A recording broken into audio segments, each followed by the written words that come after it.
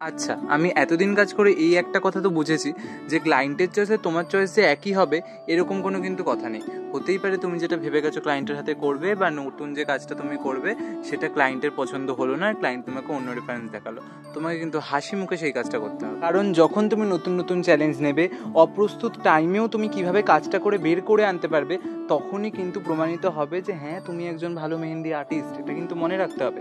তুমি যদি ওই সময় বলো না না এটা তো আমি করতে পারবো না, এটা তো আমি ভাবিনি, আমি তো অন্য একটা করে ভেবেছি, এটা এই বাজেটে হবে না, এই প্যাখানাগুলো যেই করবে তোমরা একটা বাজে রেফারেন্স লোকের কাছে যাবে আর তোমাকে বুক করবে। তাই আমার কথা শোনো, পারো কি না পারো কাজটা কনফিডেন্সের সাথে করা শুরু করে দেবে, দেখবে ক্লায়েন্ট তোমার এমনিই গলে জল হয়ে গেছে।